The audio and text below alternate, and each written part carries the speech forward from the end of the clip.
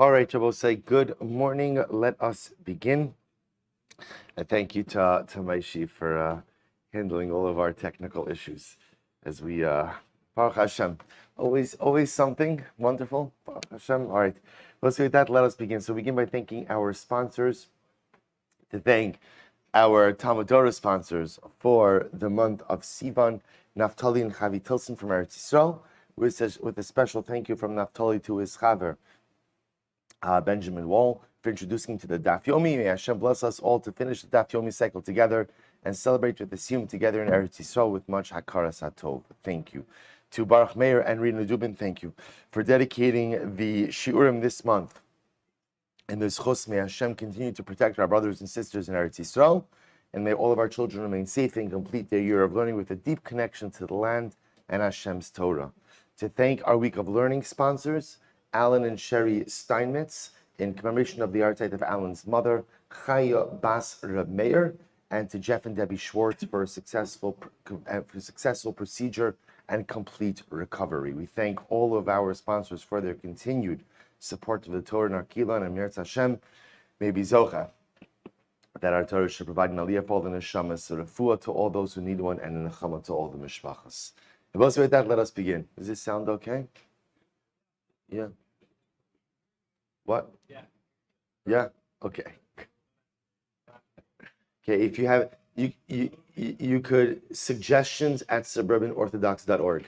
We monitor it very carefully. Jeremy Lassen and Maishi Abramson really are constantly on this.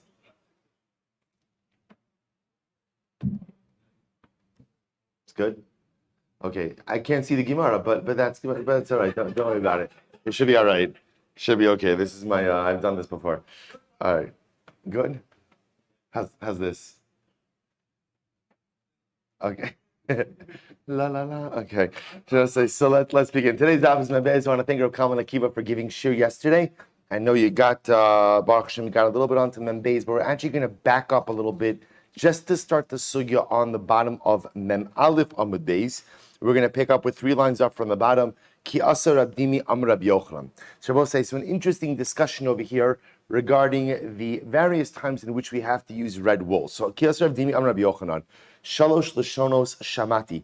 I've heard that Lashonos, which again are pieces of red wool, are used in 3 different contexts. Achal Shapara, Va'achal Shal Sar Mishlai, Va'achal Shamatzora. One time in the Paraduma, one time in the Seir HaMishtaleach, the goat that is sent out to the wilderness on Yom Kippur, and one time for Mitzora.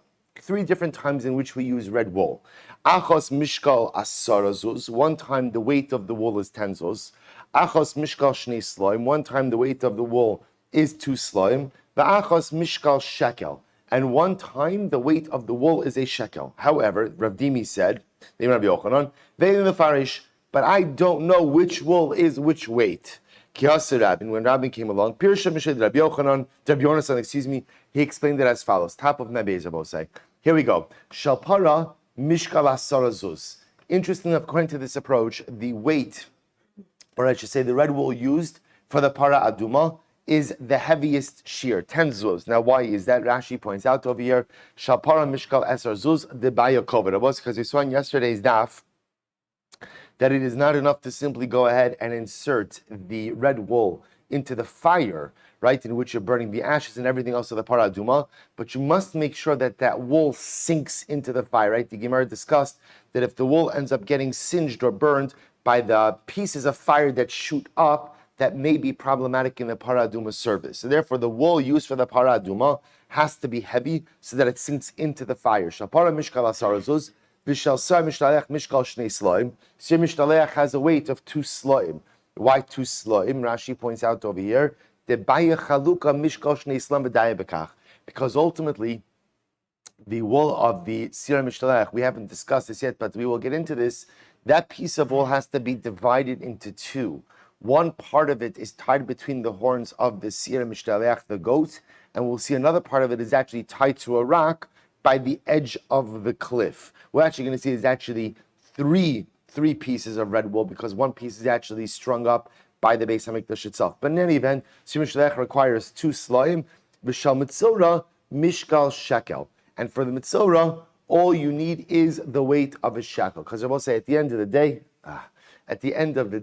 so the Metzora does not require weight like the Para Aduma, nor does it require ultimately being split into two, like this here Mishtaleach. Rabbi Yochanan said, Pligi bar Reb Shimon chalafta v'Rabbanan bepara. So Rabbi Yochanan comes along and says, Reb Shimon chalafta v'Rabbanan argue in the case of Para Aduma. Chad amar mishkal asara v'chad amar mishkal shekel. So we'll say, interestingly enough, in this version over here, the machlokes by Para Aduma is a machlokes of extremes. One opinion says that the weight of the red wolf of Para Aduma is 10 zuz, which was the heaviest shiur, and one opinion said that it was a shekel, which was the smallest shiur, the lightest amount. The simanach, and the way to remember it is echad hamarba ve'echad hamamit. So the way to remember this is, again, Rashi points out over here, the siman, last white line in Rashi, shelotite lomar she'echad haya omer mishkal shnei slaim mishnazu tehei lechas siman. So we'll say the way to remember this is the Mishnah in Menachos, where the Mishnah says echad hamarba ve'echad hamamit ubilvad she'echavin libo lashamayim. The Mishnah, the Gemara says in Maseches Menachos, we're dealing with different sacrificial obligations which depend on your financial standing. So the halacha is whether you bring a lot or whether you bring a little. The ikar is that your heart is dedicated to HaKadosh Baruch Hu. So we'll say this is a good way to remember this machlokes over here by Para Aduma. One opinion says the wool has to have the weight of 10 zuz. The other opinion says the wool only has to have the weight of a shekel. Those are the extremes. Echad hamarbe, the highest or the greatest amount of red wool, the most weight, the least amount of weight, good. Interesting for Rabbi Yirmiyah Midifti said to Ravina, their machlokes is not regarding the weight of the red wool by Para Aduma, but rather, again, because the Gemara will suggest now that everyone will agree by Para Aduma that you need to have 10 zuz, because by Para Aduma you need the red wool to be heavy. You need it to sink to the bottom of the fire. I say, where is the machlokes? Lo pligi ella b'ser mishtaleach pligi. I'm sorry, lo ella b'ser mishtaleach pligi. Rather, we'll say, where's the machlokes? The machlokes is in the case of shiur ha-mishtaleach. How heavy, ultimately, again, does the wool of the shiur mishtaleach have to be? Vahu Yoma, and on the day where they had this machlokes regarding the weight of the wool for the shiur mishtaleach, nach nafshe de Rabbi bar Kisi. So Rabbi bar Kisi passed away. Rashi points out over here, Rabbi bar Kisi was Shem Chacham, was a particular Talmud Chacham. So he passed away on the day that they were having the machlokes regarding the weight of the red wool for the shiur mishtaleach. So the Gemara says, how do you remember this? Simna Rabbi bar Kisi mechaper kisir mishtaleach. And the way they remembered this was that Rabbi bar Kisi, his death was mechaper, atoned just like the shiur mishtaleach atoned. And Rashi points out over here, mechaper, what does this mean? Misas tzadikim mechaperes ki da'amar ba'alma lama nismucha misas aron lebigdei kuhuna lomar lecha ma bigdei kuhuna mechaperim af misas tzadikim mechaperes. Rabbi said the Gemara Rashi quotes the Gemara Maseches Moed Katan, where the Gemara espouses this fascinating idea of misas tzadikim mechaper, the death of the righteous atones. First of all, interestingly enough, where do we learn this concept from? So Rashi points out over here the fact that the death of Aaron is juxtaposed to the section of the Bigdei Kahuna, Kohanic clothing. And the Gemara learns out from there, just like Kohanic clothing provides atonement, so too the death of the righteous provides atonement as well. So we'll say this is an interesting concept. What does it mean that the death of the righteous provides atonement? So first of all, it's interesting because this concept is manifest in other religions, right? So remember, again, other religions, you have this concept that someone's death atones for all of humanity. And in general, we generally assume that atonement has to be achieved by each and every individual on their own. In other words, I can't achieve kapara for you, you can't achieve kapara for me. So what's the pshat? Misas tzadikim mechaper. So Rav Aaron Yitzchak Cohen Cook, Zecher Tzaddik Kadosh Ravach, has a beautiful insight into this. And he explains that the concept of misas tzadikim mechaper means that people often don't know the full measure of a tzaddik until he passes away.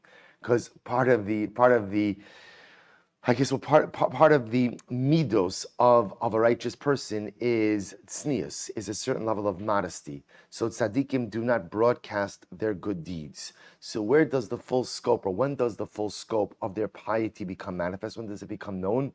Only after they pass away.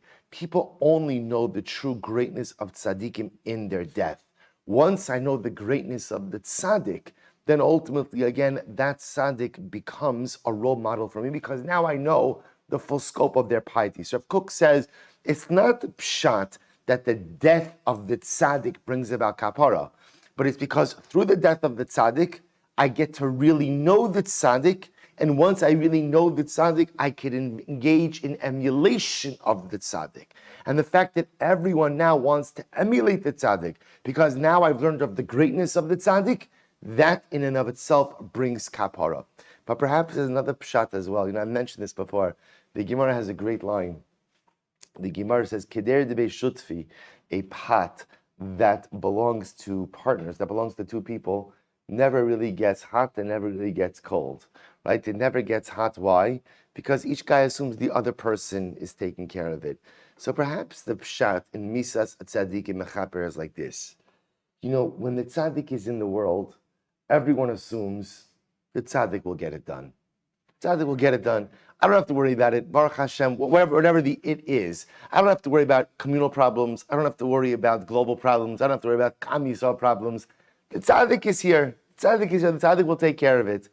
When the tzaddik dies and people realize that there is a huge void in the world, right? With the passing of a tzaddik, there is a huge void, a huge emptiness of kedusha.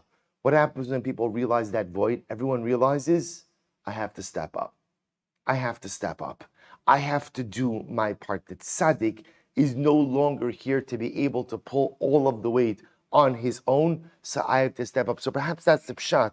Misas tzaddikim mechaper. Again, it's not the pshat that the death of the tzaddik brings about atonement, but when the tzaddik dies and people realize, my gosh, there's no one here to pull the weight on their own. I have to do my part. Now, of course, I have to do my part even when the tzaddik is alive, right? We all have to do our part. We all have to contribute in some meaningful way, whether it's to our mishpachas, whether it's to our kehilos, to our communities, and to our nation, to our world. But human nature is such that when I think that someone else is there to do the job, I feel exempt from pitching in. But once the tzaddik is gone, and I realize that void is there, then suddenly everyone realizes the urgency to step up. And that urgency to step up, and everyone stepping up, that in and of itself creates the kapara. Am Rabbi Yitzchak, shtei shchito shamati. So both says, the Gemara Rabbi Yitzchak says, it's really great Gemaras. I heard that there are two shchitos, acha shel para v'acha shel paro. One is the shchita of the para aduma, that's para aduma, and one is the shchita of paro. This is the bull of the Kohen Gadol on Yom Kippur. Achos ksheira bezar v'achos psula bezar. And I heard that one of them can be shechted by a zar, a non-Kohen, and one of them can't be shechted by a non-Kohen. There's only one problem. V'lo yedana heminayu. And Rabbi Yitzchak says, I just don't remember which is which. Right? So isn't this great? So there are two pars, para aduma, para of Kohen Gadol of Yom Kippur. One of them is ksheira bizar, can be shechted by a non-Kohen. I just don't remember which one is which. Says the Gemara, let's analyze. Itmar, shchitas, para, uparo. So the shchita, the para aduma, and the para of the Kohen Gadol Yom Kippur. Ravu Shmuel chad amar para psula, paro ksheira.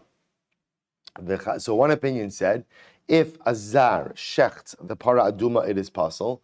But if the zar shechts the par of the Kohen Gadol on Yom Kippur, it's kosher. The chad amar paro psula, para ksheira. And the other opinion said that no, if a zar shechts the par of Yom Kippur, it's possible. But if a zar shechts par aduma, it's kosher. So says the Gemara, Tistayim dirav hu da amar para psula. So the Gemara says, I just want to tell you, I think it's clear that Rav is the one who's of the opinion that although a zar can shecht the par of Yom Kippur, a zar, a non-Kohen, cannot shecht the para aduma. How do we know that? Dam Rabbi Zera, shchitas para bizar psula. Rabbi Zera said that the shchita of the para aduma by a zar is possible. V'amar Rav Allah. So v'amar Rav Allah. Elazar v'chuka shaninuba. And we'll say Rav commented on this, that why is it that ultimately a non-Kohen cannot shecht a para aduma? Because by para aduma it says Elazar and chuka. Those two words. The boss, take a look at Rashi for just a moment. Rashi says over here, Shel Elazar v'chuka, Elazar ksivba, unesatem osa el Elazar hakohen, uksiv zos chukas hatorah, v'chol heicha dichsiv chuka ikuvo. So we'll say two things happening over here. Wherever the Torah uses the word chuka, an everlasting statute, that means that the particular service that's being mentioned or discussed must be done in this way, and you cannot deviate. And if you deviate, ultimately you render the service unfit. So by para aduma it says Elazar, right? Elazar, the son of Aaron, is a Kohen. So the Torah goes out of its way to say para aduma must be done by a Kohen, and it says chuka. Chuka means if it's not done by a Kohen, then what? Then Allah so the para aduma is possible. So we'll see from here that Rav holds that a para aduma shechted by a zar is possible, which would then lead us to believe that Rav would hold that paro, the par of Yom Kippur, although it's good to be shechted by a Kohen, if it's not shechted by a Kohen, ultimately it is still kosher. So the Gemara says, Rav, Maishna para d'chsib be'elazar v'chuka. So we'll say, now we've established, according to Rav, why is it that a zar can't shecht para aduma? Because the Torah uses the lashon of Elazar and chuka. Paronami ksiv Aaron v'chuka. But 1 second. By Yom Kippur, by the power of Yom Kippur, it also says the lashon of Aaron, right? It says Aaron and chuka. So we'll say, using that same logic, the same way that it says Elazar and chuka by paraduma, and that teaches me that what? Paraduma must be forever done by a Kohen, and if it's done by a zar, it's possible. So to the presence of the words Aaron and chuka by part of Yom Kippur should also teach you that halacha l'maisa, if a zar shechts the part of Yom Kippur, it should be possible. Yet Rav is saying that's not the case. So what's the pshat? Rav will answer, shchit alav avodihi. It's not a problem because what's in Yom Kippur, only the avoda has to be done by the Kohen Gadol.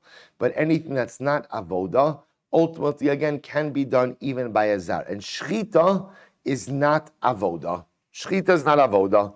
To which the Gemara says, Ihachi paranami. I don't understand. Okay, so if shchita is not avoda, then the shchita of paraduma is also not avoda. And if the shchita of paraduma is not avoda, then what? It should be kshera bizar as well. And yet, Rav is saying that what? Rav is saying that by paraduma, a Kohen must do the shchita, but yet ultimately, again, why? So also just follow the argument over here. Rav is saying by paraduma, Kohen must do the shchita. Why? Presence of two words. What two words? Elazar chuka. So the Gemara says, 1 second, Yom Kippur it says Aaron and chuka. No, you don't need a Kohen by Yom Kippur because shchita is not an avoda. Okay, if shchita is not an avoda, then shchita by paraduma is also not an avoda. So why do I need a dafka to be a Kohen?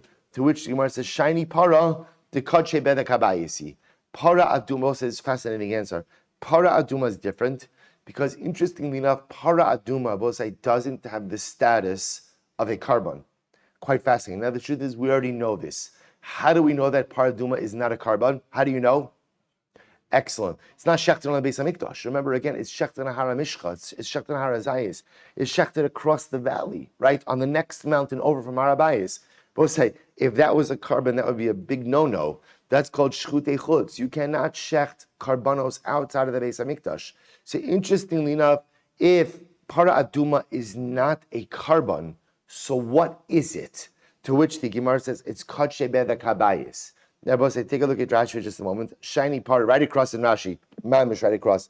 Shiny part of the kache beda kabayisi. Kilomar, ein ba kidushas hamizbeach, ela kidushas dam ba'alma. Both say, this is fascinating. So para aduma does not have sacrificial sanctity. What does para aduma have? It has monetary sanctity. Really quite fascinating. It's called Kedushas Dam Ba'alma, Shari Shchitasa B'Hara Mishcha, because after, as we just mentioned, you shecht the paraduma on Hara Mishcha. But Hara Mishcha is Hara Zaysim, right on the Mount Olives. Hilchach ein sad avodos nechlokes ba v'chol avodos shaveba. So say, this is so fascinating. Para aduma is not a carbon. It's not a carbon. So what's the kedusha para aduma? kadshe bedek habayis. It has financial sanctity. Because it has financial sanctity, all parts of the paraduma service are treated equally. There's no distinction between the services. They're all equal. And therefore, again, because they're all equal, once it says Elazar and Chuka, therefore, what does that teach me? What does that teach me? Every part of para aduma has to be done by the Kohen. Interestingly enough, by the par of Yom Kippur, what's the status of the par of Yom Kippur? What is that? What is that? It's a carbon. It's a carbon. Oh, once you get into the realm of karbanos, I will say, then what? Then we're able to distinguish between parts that are avoda and parts that are not avoda. I will say, it's so counterintuitive, right? What the Gemara is saying over here is, once again, paraduma is not a carbon. Paraduma is kadshe bedek habayis, financial sanctity.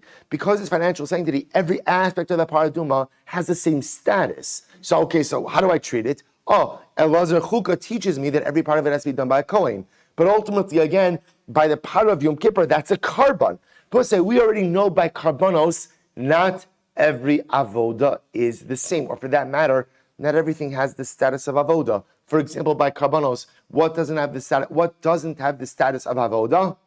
Shchita. Excellent. Shchita. And therefore, again, Rav posits that by paraduma, the shchita has to be done by a Kohen. Not because by paraduma, even the shchita is an avoda. Just the opposite. By paraduma, nothing's in avoda. It's all kadshe bedek habayis, gzer sakasav of Elazar and Chuka, relative done by a Kohen. But by par of Yom Kippur, it is avoda, and therefore shchita is kshera bizarre. General, both say the halachas of karbanos is that you can have shchita done by non-Kohen. Therefore, even the par of Yom Kippur, the shchita will be done by non-Kohen. Incredible, incredible. To which the Gemara says, "V'lav kol dechenu." So the Gemara says, "I don't understand." But shouldn't that advance the exact opposite argument? Look at Rashi. V'lav kol dechenu b'tmiya ashchitas paro dikdushas hagufi lo ksiba chuka v'ashchitas para ksiba chuka mifsala bizar. So I will say, I don't understand. Shouldn't it be just the opposite? In other words, that if you're going to tell me that para aduma, which only has financial sanctity, requires a Kohen, so then shouldn't the para of Yom Kippur, which has carbonic sanctity, certainly require a Kohen? To which the Gemara says, "Lav kol dechenu, Amar Rav Shisha Reid Rav Idi, midi dehavi amaros negoim, telav avodehi ubaya kahuna." So we'll say this is very interesting. So Rav Shisha Reid Rav Idi says like this. Apparently, we'll say this is really quite novel. The Gemara wants to compare paraduma to maros negoim. It's fascinating. I'll say, what's maros negoim? Person is afflicted with a lesion. They have to go to, right? Who do they have to go to for a tzaras determination? The Kohen, right? You have to go to the Kohen. So we'll say, here's what's interesting. So what's maros negoim? Is maros negoim avoda? Is it avoda? No. What is it?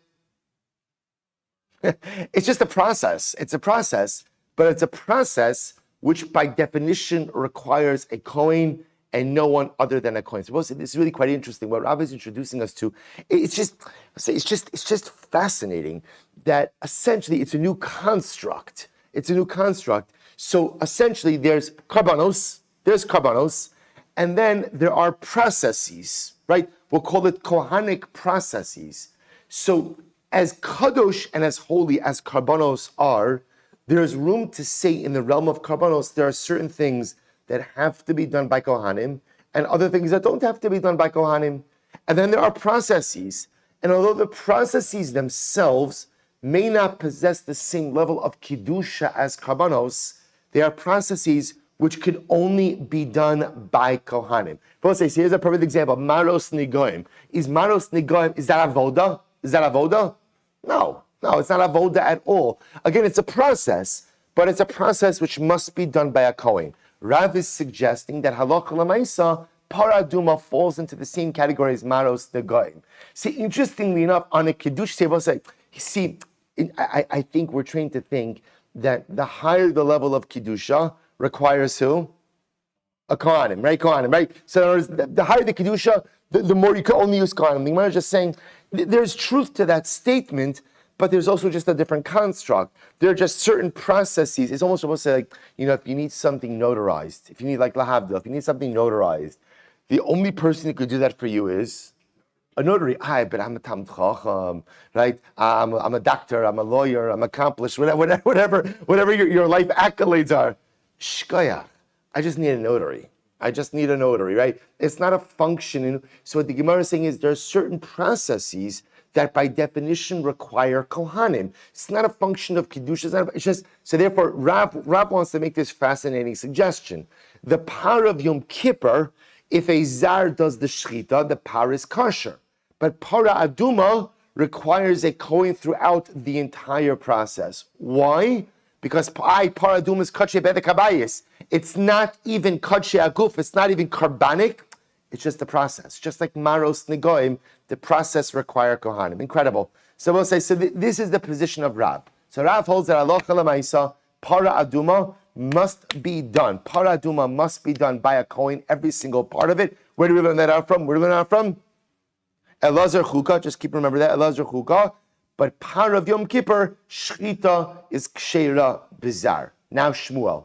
Shmuel Damar Paro Psula. So we'll say Shmuel holds that no, Halacha Lamaisa, Shmuel holds that the Shchita, the Paraduma, can be done by a non-Kohen, but the Par of Yom Kippur must be done by a Kohen. And if a non-Kohen does it, ultimately he invalidates the carbon. We'll see, it's very exciting Gemara, no?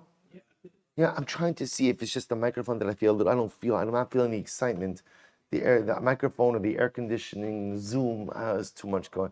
Do you remember when we just used to have shiur? You'd come into the base medrash and it wasn't this and this and this and this. All right, one day we'll Shmuel da Amar. So I'll say back to Shmuel. The Shmuel da Amar, Paro Psula, Maishno Paro. So we'll say according to Shmuel, who holds that Allah Lamaisa, if a Zar does the Shita of the Par of Yom Kippur, he invalidates the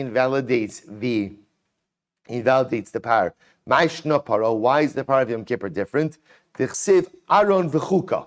So we'll say third verse limud. So Shmuel will say very simple. By the Par of Yom Kippur, it says Aron. Namely, again, it has to be a Kohen. And Abbas remember again, what does the word chuka teach us? Right? 2 words. Everlasting statute. Just borrowed that from our school, right? Everlasting statute. Right? So we'll say, so again, at the end of the day, that means this is an immutable law that does not change. It always has to be Aaron. It always has to be Kohen Gadol. So the Gemara says, so Mashna Paro Dichsiv Aaron B'chuka, Par Nami Haksiv Elazar B'chuka. But 1 second. Shmuel, if you're going to learn out that by the Par of Yom Kippur, it always has to be a Kohen Gadol. Because it is Aaron and Chuka. By Paraduma it says Elazar and Chuka. So obviously the same thing by Paraduma, it also always has to be a Kohen.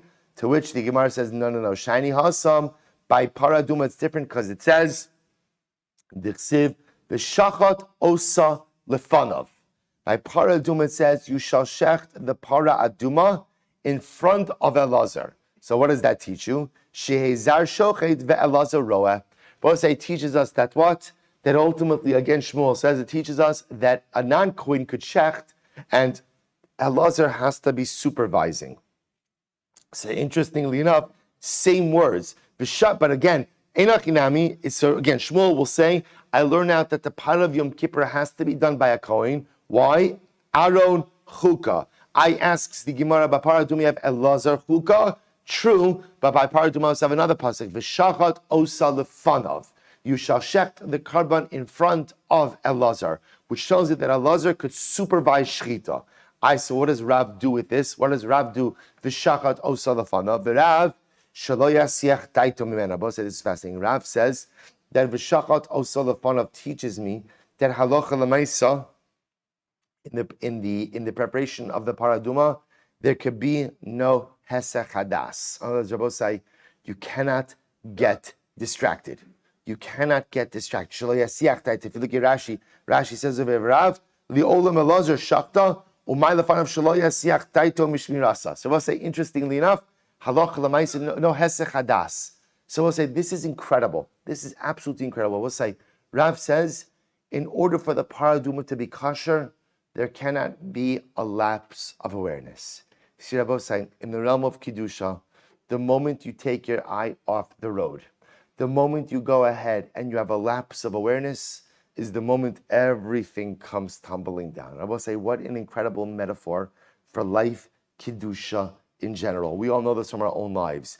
You start on something in life, right? You go out, you start a particular project, you start a particular initiative, you want to engage in some course correcting activity, you just want to turn things around, and you're doing great. And then what happens? The moment you have Hesach Hadas, oh look, what is that, right? The moment you have Hesach Hadas, right? The moment you get distracted is the moment everything falls apart. You'll say it's not right, I got distracted for one moment. It's not fair, you're right, but that's just the way that life works. So I think right, it's just even in the way your day, right? Person has, hopefully we start our days with a list of things we want to accomplish, right? And you're doing great. You're going through that list, I'm accomplishing. And then what happens? You allow yourself to get distracted by one thing, right? One meme, one, is it GIF or GIF? It's machlokas? GIF. Okay, right. One. See, now I just distracted you. By the way, now you totally forgot about Rabbi Shmuel also. I was saying, one GIF or one phone call that I just didn't need to take right now. And what happens? It derails everything. It's an incredible yesod in life that if you want to be successful in anything, there must be awareness and an avoidance of a lapse of concentration, almost like a laser-like precision on what I have to accomplish, and don't get distracted until you finish. So Rav says, V'shachat oso lefanav teaches me that I need to remain focused on the para aduma, and I cannot get distracted by anything else, and if there is distraction, then halacha l'maisa that invalidates the para. So the Gemara says, Shmuel, where did Shmuel learn out this halacha? That you can't have Hesach Hadas, that you can't have a lapse of awareness, you must be fully concentrated on the para aduma. Nafkale mi v'saraf esa para le'enov. This is very interesting. So he learns it out from the phrase, and he shall burn the para aduma le'enov, in front of his eyes. In other words, so Rav learns out that what does it mean that, Shmuel learns out. Shmuel learns out. Shmuel learns out that you have to have constant concentration from the fact that the Torah says you shall burn the para aduma in front of his eyes. Means concentration, no lapse of awareness throughout the entire process. So Rav will say, Einachinami, the Torah teaches us this concept of concentration and avoidance of lapse of awareness in two areas. V'Rav, chad b'shchita, v'chad b'sreifa. They will say, this is fascinating. Rav says the Torah teaches me the need for concentration on para aduma in two places. One by shchita and one by the actual burning of the para. And I need both. Why tzricha? Because if the Torah would have just said, which teaches me that I have to concentrate on the para aduma during the shchita, I can't have a lapse of awareness. I would have said, it's dafka by shchita that you can't have a lapse of awareness. Why not? Because that's the beginning of the avoda. So I will say, Hakol holech achar ha'aschala. Everything's determined by the beginning. So of course you can't have a lapse of awareness at the beginning. But maybe at once you're past the beginning, even if you lose concentration a little bit, you're okay. Therefore, again, about sreifa imalo. Maybe by the time you get to the sreifa, you don't have to have perfect, undiluted attention. To which the Gemara says, the imalo. Therefore, tzricha. Therefore, the Torah goes out of its way to say, B'saraf osa. What was the lashon of the pasuk? B'saraf esa para le'enov. Therefore, the Torah says not only do you have to have complete awareness at the beginning by shchita, but you must maintain that complete awareness all the way through the process to the point where ultimately, again, you are burning the para as well. Because of Rachmana b'sreifa, if the Torah would have just taught me the awareness obligation by sreifa, mishum dahashta hu demiskashra para. Because it will say it's at the time of the sreifa where what? Where mamish, like the para aduma finally becomes fit to use. Because I will say, remember again, what part of the part do you use for the para aduma service? The ashes. So it's the sreifa that mamish makes it into ashes. So maybe that's dafka where I have to have complete awareness. But shchita, even if I'm a little distracted, it's not the biggest deal. Therefore, against sricha. So I will say, interestingly, according to Rava, so Joe said, I just want to point out, both Rav and Shmuel, not Rava, but both Rav and Shmuel are agreeing that you require awareness for the process of the para aduma. The machlokas is just exactly where you're learning it out from. And interesting enough, according to Rav, the Torah goes out of its way by para aduma to teach you the awareness obligation or the awareness mandate in two places, both by shchita beginning and by sreifa at the end. So says the Gemara, if that's the case, limi utemai. So we'll say, here's what's interesting. So according to Rav, so just to understand, we still have our major machlokas, right? Our major machlokas, Rabbi say, was about we have two cows. We have the par of Yom Kippur and para aduma. Rav says the par of Yom Kippur can be shechted by a zar, para aduma cannot. Shmuel holds para aduma can be shechted by a zar, and par of Yom Kippur cannot. That's the major machlokes. We now are kind of getting into para aduma a little bit, and what we've just established by para aduma is that there is an awareness obligation. An awareness obligation. Namely, you cannot have a lapse of awareness by para aduma. Now, what we just saw by Rav is that the Torah goes out of its way to highlight the awareness obligation by shchita and by sreifa. Now, if the Torah is highlighting the awareness obligation by shchita and by sreifa, that tells you that what? There must be another part of this process where even if you had a lapse of awareness, you have not invalidated the para. So the shaila is, that's the Gemara says, mai. So what part of the paraduma process are you coming to exclude from the awareness obligation? So that can't be Amud Beis. Why the Gemara says lemishmeres lemeni daksiv. Both say, what does the word mishmeres mean? Mishmeres, right? Guarding it. So clearly, again, the Torah tells you have to be guarding it. And I will say, now, what does guarding mean in this context? Bepashtos, guarding means awareness. Awareness. Ella lemeuti hashlachas eitz erev ve'ezo v'shnitolas delav gufa deparninu. Rather, I will say, what it must be coming to include is what? The adding in of the eitz erev, the cedar wood, the ezov, the hyssop, and the piece of red wool into the fire together. I will say, right, this is all mixed together in the fire. That it must be that halacha l'maisa, this does not require awareness. Then again, I will say, which just means like if you threw these things into the mixture and just we're not concentrating on them, that ultimately, again, you have not invalidated the para aduma. Now, why would these things not require acute awareness? So the Gemara says, Delav gufa de para nidu. What does that mean? That I will say maybe the part of the para aduma service that require, unadulterated awareness and concentration is only the actual parts of preparation of the para itself. But what we'll call para aduma accessories. I will say, what are the para aduma accessories? So that's again the piece of cedar wood, the piece of red wool, the hyssop. These are the things that are mixed in, but lamaisa, they're not part of the goof of the para itself. So to be clear, should you be concentrating? Should you have concentration on these things? Of course. But if for some reason you got distracted, it would not invalidate the para service. Good. So we'll say that's the end of that sugya.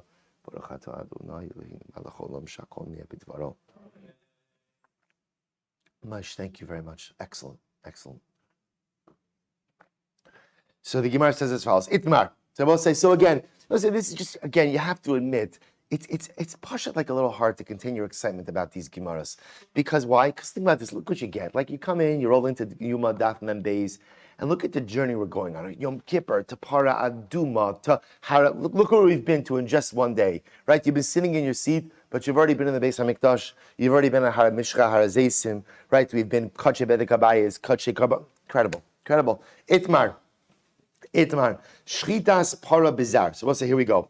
So then we'll say, so now we're kind of, let's get back. Let's. I know it's so easy. We're talking about not getting distracted. How do you not get distracted in Gemaras like this, right? We're a mamish all over the place. It's such an exciting way. So let's come back to what we started with.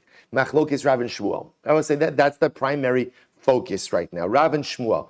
I know that there are two paros. What are the two paros? Number one, para Duma. Number two, para of Yom Kippur. Good. I also know one of them is Ksheira Bizar, one of them is Psula Bizar. I just don't know which is which. Machlokes Rav and Shmuel.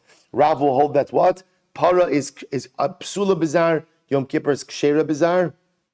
Shmuel holds just the opposite. Para Aduma is Ksheira Bizar, and ultimately Yom Kippur is Pazar. We'll say, of course, the amazing part of this Machlokes is they're darshaning the same, right? It's all the same words. It's all the same, they're just darshaning in different ways. Okay, in any event. Itmar. Shchitas par bizar.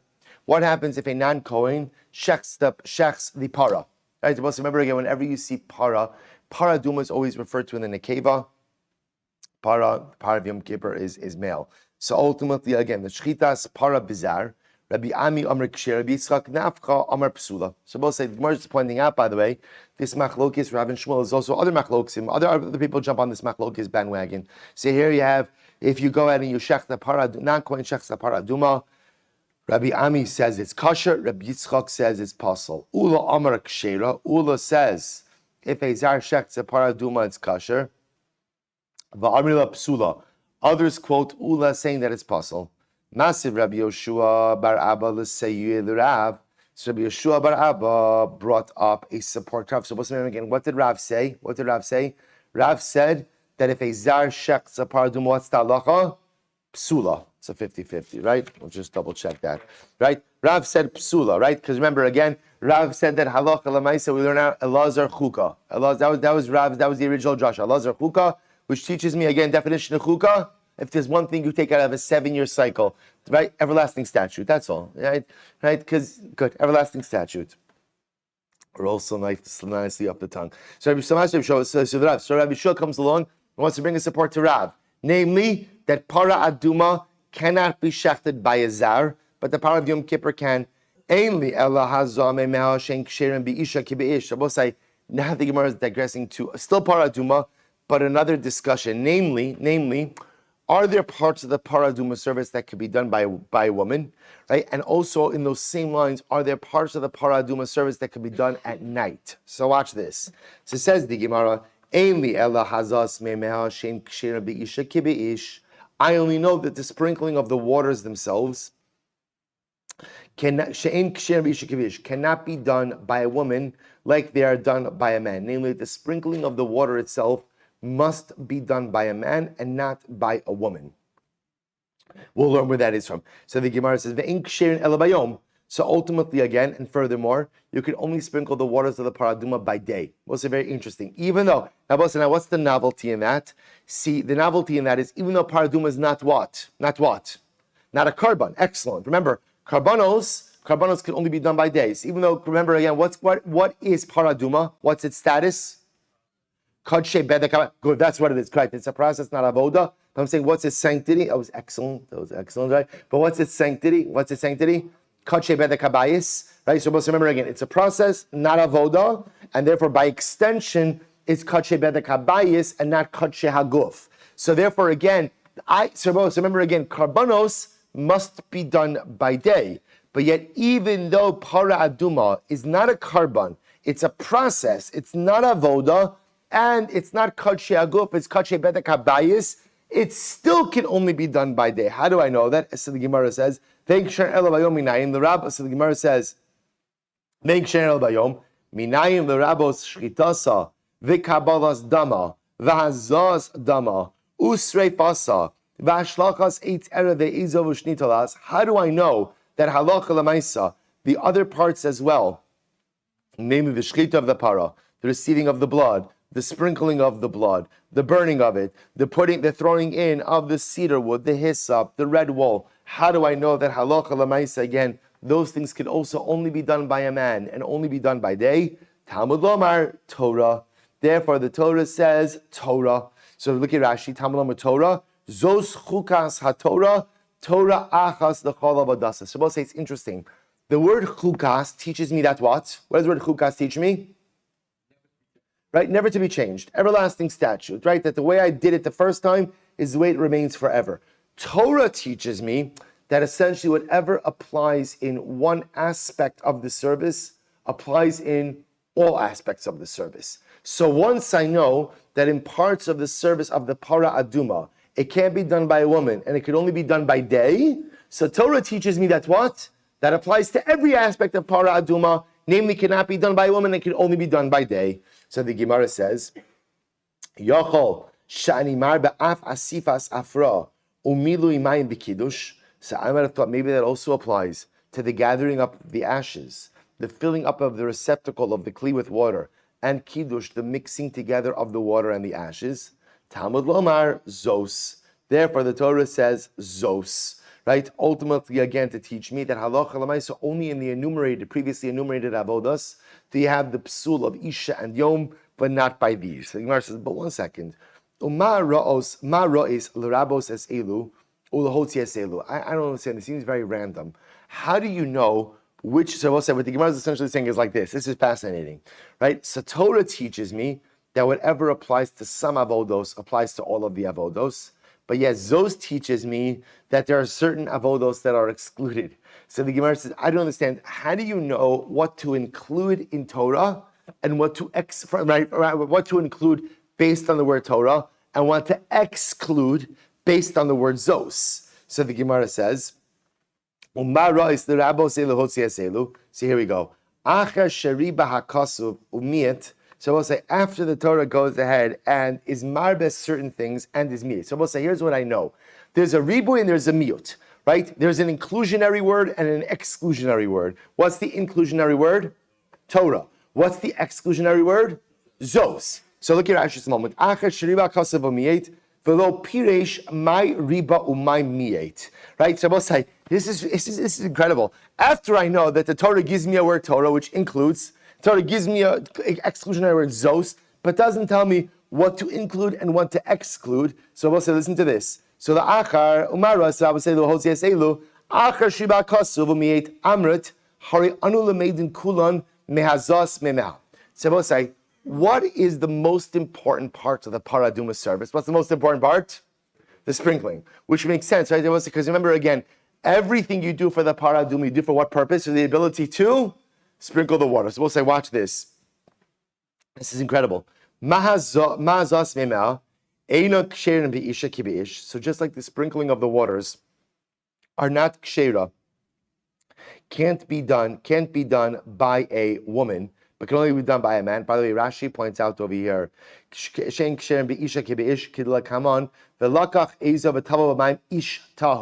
we're going to see this in our because the pasuk speaks. When it speaks of sprinkling the water, it says who's going to sprinkle it?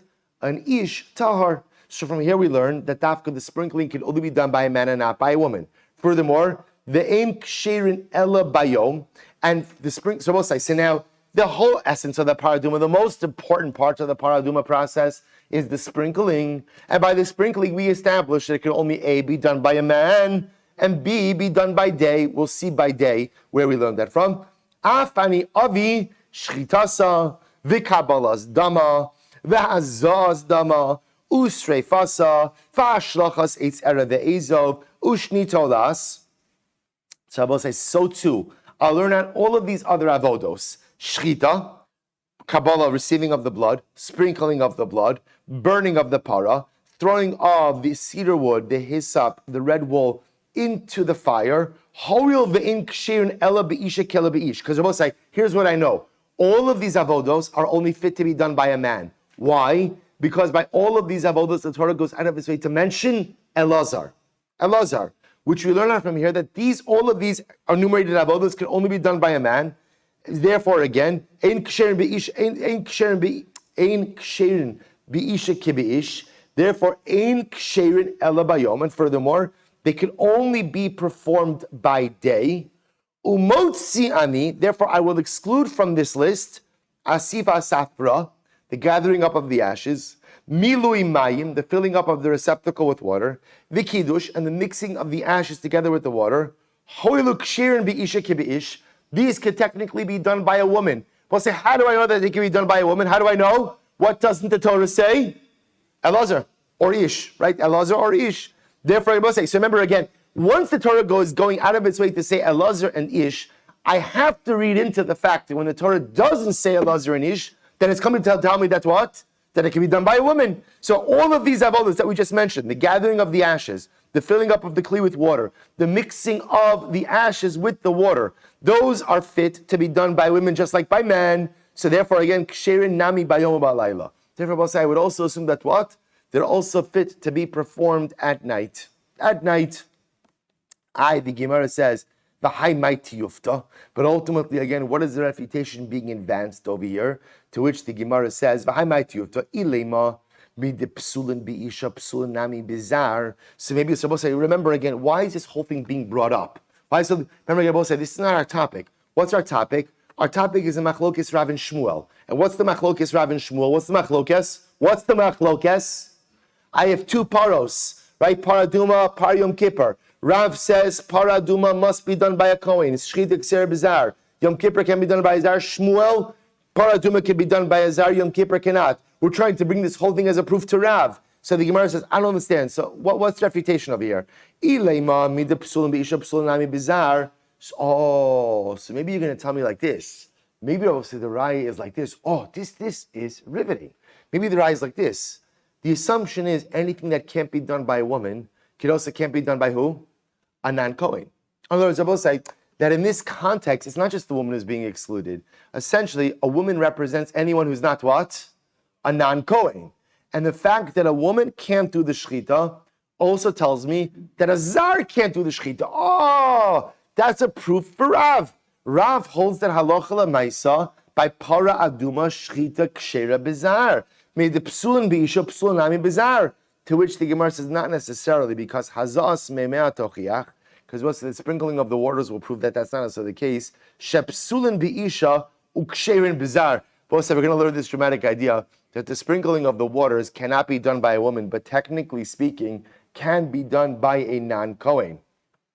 So we'll say, interestingly, if we look at Rashi, actually we have to go into Rashi. So the Gemara says over here, so you see, by the way, that women and zar are not equal. So you could have a situation where something cannot be done by a woman, but can be done by a zar.